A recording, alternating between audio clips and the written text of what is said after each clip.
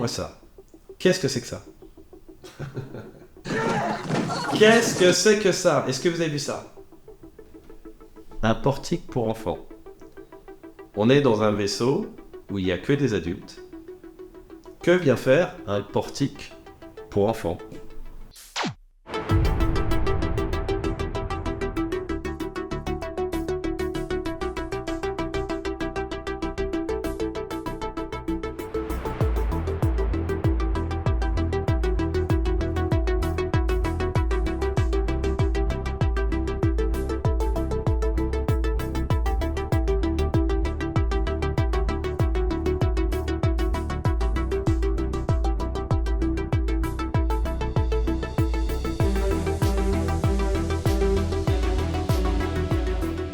Mes réalisateurs et cinéphiles, bonjour, vous êtes sur Cut Point de Vue.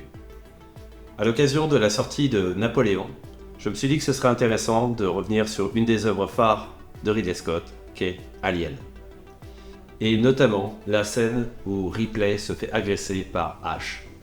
Cette scène est, je pense, vraiment très intéressante. Vous allez voir qu'il y a un sous-texte qui est assez inattendu. Mais avant ça, si vous le souhaitez, merci de bien vouloir partager cette chaîne auprès de vos amis, de vos proches, afin de pouvoir aider cette chaîne à pouvoir se développer. On y va tout de suite. Donc, on va commencer un petit peu en amont de notre scène.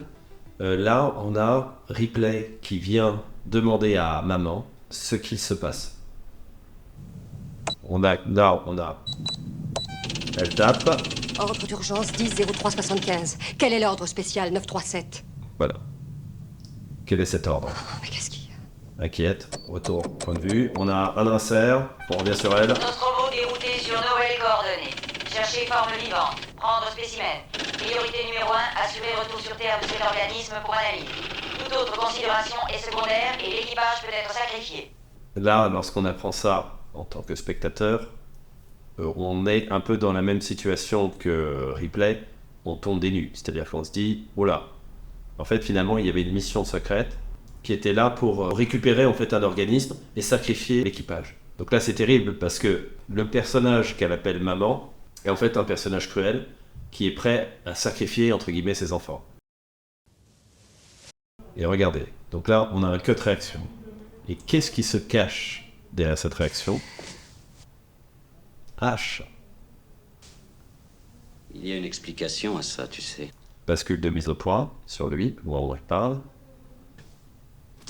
Ah oui, eh bien je ne veux pas entendre ta putain d'explication. Donc là on est caméra épaule, on s'approche de façon à pouvoir avoir un mouvement un peu dynamique. Elle est évidemment bien triste, du coup elle sort du cocon. Du cocon se trouve Mother pour arriver dans notre scène.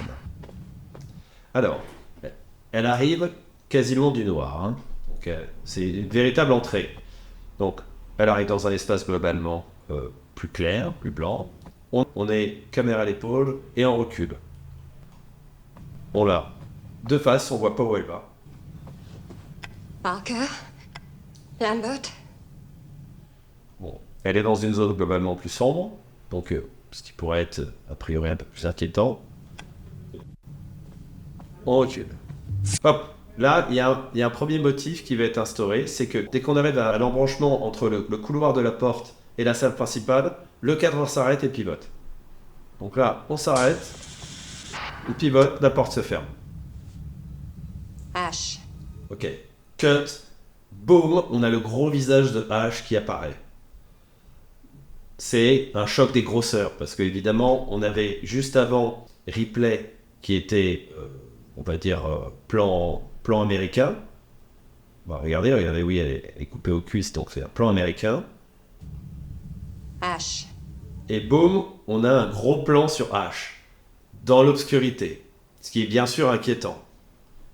Et qui semble contrôler les portes. Ouvre la porte. H ne réagit pas. Allez, elle avance. De nouveau. Hop, on s'arrête ici, on panote, et la porte se ferme. Rebelote, c'est-à-dire que la scène, il se passe exactement la même chose, et c'est filmé de la même manière, ce qui accentue le côté redondant. là, elle arrive vers H. Donc là, on voit ce qu'elle voit. Parce qu'avant, on ne voyait pas ce qu'elle voyait, parce qu'on avait en trackback, sauf au moment où elle était sur les portes. Et là, on a une zone où il pourrait y avoir une porte, parce que c'est la zone éclairée, comme tout à l'heure. Et là, on a H, qui est silhouetté. C'est-à-dire que franchement, on distingue à peine son visage, mais en fait, il est mis en valeur. C'est-à-dire que c'est la zone la plus claire de l'image, c'est la zone autour de lui. Et ce qui est, je dirais, un peu étonnant dans cette scène, c'est que d'abord, elle est convaincue que c'est H, alors que H ne bouge pas, comme s'il avait un pouvoir surnaturel et qu'il arrive à contrôler les portes. Resserrement sur lui et surtout révélation discrète mais importante qui arrive ici. Peux-tu ouvrir cette porte? Et ce qui est intéressant, c'est bien sûr le parallèle. Bon, déjà on a un cut de réaction et évidemment elle aussi elle a du sang qui coule, mais elle a du sang rouge, alors que lui c'est une sorte de transpiration sang, c'est pas trop bleu. Donc là, elle a compris qu'il y avait un problème. Nous aussi, on se doute qu'il y a un souci. Laisse-moi passer. Laisse-moi passer. Donc là, on est plus serré sur elle. Laisse-moi. Boum, on a un insert sur une main ici. Gros, extrême gros plan sur elle. Plus de menton, plus de front. Ouais, c'est casquette. À égalité avec H, qui la regarde. Bon, le regard... La direction regard est un peu excessive parce qu'elle est plus grande que lui, mais il regarde vraiment vers le haut. Ça semble bizarre, il devra regarder, je pense, plus par là. Mais ça lui donne un œil bizarre. Ça accentue l'inquiétude. Enfin, son air inquiétant plutôt. On revient sur lui. Boum. Il saisit les cheveux. Et alors, moi, ce qui me surprend toujours dans ce passage, c'est que on a H, on a un très gros plan sur lui. On ne le voit pas vraiment agir.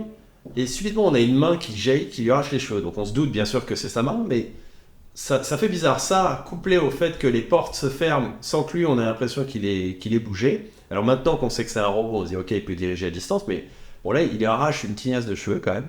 Une main comme ça, hop. Alors regardez aussi la position des mains. Donc là, elle va tomber. Et regardez les cheveux là, ils tombent du ciel. C'est-à-dire que... En fait, on imagine que c'est pour le raccord, c'est-à-dire que certainement il les a jetés, mais c'est quand même étonnant, parce que en fait les mains elles sont ballantes, il y en a une qui est à peine là le long du corps, une qui est ici, et bon on a cette touffe de cheveux qui va tomber. Mais le plus intéressant c'est ce qu'il fait. Voilà, là elle arrive à quatre pattes. Alors c'est un peu étonnant parce que franchement elle peut rapidement se redresser et normalement cavaler, debout. Sauf que là elle court à quatre pattes. Donc, ce qui, bien sûr, de fait, la diminue en taille, et que Ian Holm, qui n'est pas un comédien très grand, du coup, la domine, parce qu'il est au-dessus. Et il lui court après. Donc ça, on va dire, c'est l'aspect purement, on va dire, physique, et je dirais ancré dans ce qu'est le film, c'est-à-dire que là, on a Ripley, on a H qui court après Ripley. Ok. Mais, il y a aussi le sous-texte. Il y a aussi la métaphore. Et en réalité, ce film, plein de métaphores, de suggestions, de sous-textes. Et là, il y a un sous-texte qui est lié à l'enfance. On a vu avant Ripley qui appelle le robot maman. Alors dans ce cas-là, quel est le rôle de H? Il lui court après. Il l'a saisi. Hop, on élargit pour voir, on va dire, comment elle est propulsée. Donc, pour moi, c'est la première fois où vraiment on le voit agir, parce qu'avant, on avait l'impression que c'était quasi à distance, en fait, qu'il faisait. Il la jette, boum. Donc là, elle percute donc clairement le coin, mais il n'y a pas d'insistance. C'est-à-dire qu'il n'a pas fait un raccord cut coup, non. Il reste là, et d'ailleurs, la caméra R reste sur H. Comme on n'entend plus Ripley, on considère que elle est certainement demi-consciente. On se rapproche. On s'attend à voir ce qu'il voit, mais non. On reste là. Et alors là, l'élément le plus surprenant arrive. Regardez-moi ça. Qu'est-ce que c'est que ça? Qu'est-ce que c'est que ça? Est-ce que vous avez vu ça? Un portique pour enfants. On est dans un vaisseau où il n'y a que des adultes. Que vient faire un portique pour enfants?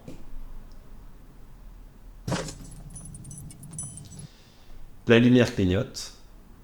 On est dans quelque chose d'inquiétant. Donc on a un vaisseau qui est plutôt high-tech et tout. Mais là, on a une lumière qui clignote. C'est ça qui ne marche pas bien. Très bien. On a un portique pour enfants. Donc la lumière clignotante, on la comprend, c'est pour lui donner un air inquiétant. Le portique pour enfants, on se dit, mais attends, ça nous renvoie à l'enfance, évidemment, inconsciemment, parce que là, bon, on ne s'arrête pas non plus dessus. C'est-à-dire que là, on voit, c'est des éléments dans le décor. Quand on connaît la méticulosité de Ridley Scott, on se dit, il n'a pas laissé ces portiques-là par hasard. C'est forcément qu'il y a un but. Et inutile de dire, oui, mais c'est dans le cas où ils auraient eu des enfants. Non, non, non. C'est-à-dire que là, ça a été mis parce qu'il veut suggérer quelque chose. À ce moment-là de la scène. Donc là, on a un mec qui agresse Ripley. Et regardez les images ici, qui nous renvoient donc à un certain genre, que je ne peux citer sur cette chaîne. Alors, est-ce que vous avez vu la position de Ripley? Elle est allongée, la tête ici et le corps là. Là, normalement, ce qui aurait été logique de raccorder, c'est-à-dire un raccord, on va dire, classique, aurait été que lui, regardant par là, elle est le visage ici et le corps là. Sauf là, c'est l'inverse. Ce qui donne une impression de malaise. C'est-à-dire, on se dit, elle n'a pas tous ses moyens, elle est à l'envers, si je peux m'exprimer ainsi. Alors, que va-t-il faire? Il saisit une revue. Et regardez bien le type de revue. Association, de nouveau. Là, on a un élément qui nous renvoie à quelque chose en particulier que je ne peux citer sur cette chaîne. Et il prend une de ces revues. Il la compresse. Et que fait-il?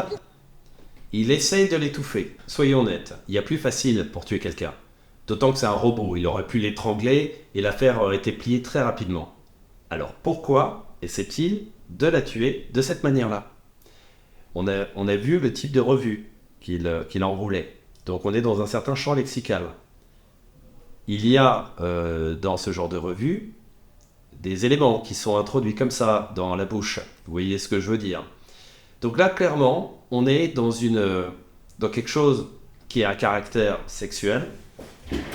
Et du coup, la question qu'on peut se poser, c'est quel est le rôle de H? Et en fait, H, c'est un peu l'oncle incestueux. Le gars qui, en fait, justement, peut générer des troubles chez certains gamins, malheureusement. Parce que là, on a une opposition entre l'enfance, parce qu'on a des éléments comme le portique qui renvoient à l'enfance, et c'est mis en parallèle avec des éléments d'un autre genre, beaucoup plus destiné pour les adultes. Donc, ce décalage est choquant déjà, mais on est d'accord, on est dans l'ordre de l'inconscient, parce qu'à aucun moment on le montre vraiment clairement. C'est mis en arrière-plan. Et là, on comprend ce qu'il essaie de faire. C'est une agression d'un certain type. Qui plus est, on est complètement dans la thématique du film. C'est-à-dire qu'il essaye d'introduire un élément étranger dans son corps. Étranger, alien, dans le corps. Voilà. Comme l'alien avec le facehugger. Voilà. Et regardez un peu la réaction complètement improbable aussi de H. Donc d'ailleurs, H, pourquoi H? 3 lettres. Ça fait penser aussi à HAL dans 2001 l'Odyssée de l'espace, qui lui-même faisait penser à IBM. Donc c'était déjà peut-être un indice pour laisser sous-entendre que c'était un robot. Bon, revenons-en à sa réaction. Regardez-le. C'est pas du tout une réaction normale. Il n'a pas de raison de trembler comme ça, sauf si on est toujours dans la métaphore. C'est-à-dire que s'il est là, il prend de plaisir, peut-être que c'est comme s'il allait avoir, je sais pas, peut-être un orgasme. Voilà. Elle se débat, hop. Arrivée inopinée, mais qui fait plaisir d'un de ses collègues. Donc là, hop, Hop. Elle se débarre. Il y a un suspense parce qu'on voit que Ripley continue à essayer de s'échapper. On considère qu'elle est toujours en train de se faire étouffer, même si on le voit pas. La main de H. Regardez. Clac. Resserrement. Cut. Coup. Sur le moment où il resserre, de façon vraiment impacté. Le fait que bon, bah voilà, ça doit être très douloureux. Notez aussi que la lumière continue de scintiller, de clignoter. Ça clignote, ça clignote. Toujours le portique, les images ici d'un certain caractère. Hop, il le tape. Regarde. Voilà. Là, il y a une sorte de panique. Hein, le fait qu'il tourne comme ça, on se dit oh là là, il est hystérique, qu'est-ce qui se passe? Donc c'est vraiment pour essayer de sous-entendre une sorte de folie, un petit peu, qui lui prend. Et regardez, il éjecte un liquide blanc. Je vous laisse deviner à quoi ça fait allusion. Boum. Terminé, il frappe. Là, vous avez vu, il est en silhouettage. Intensifie un peu la violence et la censurée d'une certaine manière. Il frappe, il frappe. On a une succession de plans. Hein.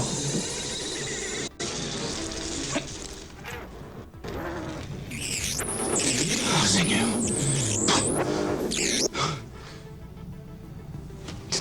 Un robot. Voilà, c'est terminé. J'espère que ça vous aura intéressé. Si c'est le cas, mettez-moi un like. Si vous souhaitez que j'analyse d'autres films, dites-le moi dans les commentaires. Dans 2 semaines, j'analyserai Blade Runner de Ridley Scott. D'ici là, à bientôt. Ciao.